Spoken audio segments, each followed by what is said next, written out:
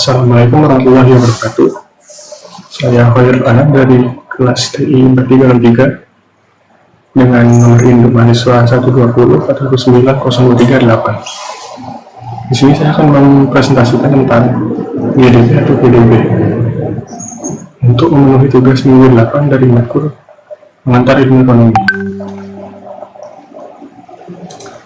Yang pertama, pengertian GDP atau PDB. PDB atau produksi domestik bruto dalam bahasa internasional disebut juga GDP atau Gross Domestic Product. Menurut para ahli, PDB adalah jumlah produksi barang atau jasa yang telah dihasilkan oleh unit produksi di suatu daerah.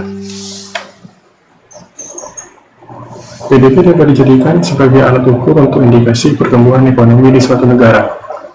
PDB bisa saja dikatakan sebagai indikator ekonomi suatu negara untuk mengukur jumlah total nilai produksi. Jumlah total produksi ini dihasilkan oleh semua orang atau perusahaan baik yang dimiliki oleh lokal atau asing di dalam negara tersebut. Komponen yang ada di dalam PDB yang pertama adalah jumlah konsumsi, yang kedua investasi, yang ketiga pengeluaran oleh pemerintah, dan yang terakhir adalah ekspor bersih. Yang ketiga adalah rumus untuk mencari nilai PDB. Rumusnya adalah PDB sama dengan C plus I plus B plus dalam kurung buka kurung X minus M tutup kurung.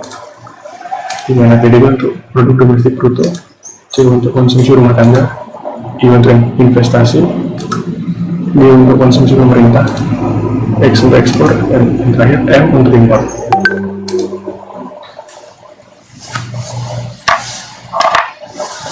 Manfaat adanya PDB yang pertama adalah sebagai alat ukur laju perkembangan ekonomi nasional.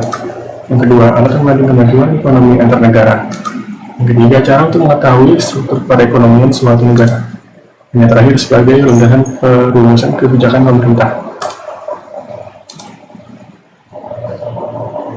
Kontribusi PDB industri otomotif. Berdasarkan data dari Badan Pusat Statistik atau BPS menunjukkan sektor kendaraan bermotor yang meliputi sepeda motor, mobil, dan lain-lain mencatatkan pertumbuhan paling tajam dari tahun 2013 yang naik sebesar 8,39% pada kuartal 2 2016 setelah sebelumnya hanya tumbuh 3,36% pada 3 bulan pertama di tahun 2016. Agar hal tersebut terus berlanjut, pemerintah dan pelaku industri di bidang otomotif harus menjaga dua faktor, yaitu yang pertama adalah menjaga stabilitas daya beli konsumen di pasar domestik, dan yang kedua meningkatkan cakupan pasar ekspor agar memiliki pasar ekspor yang jangkauannya lebih luas.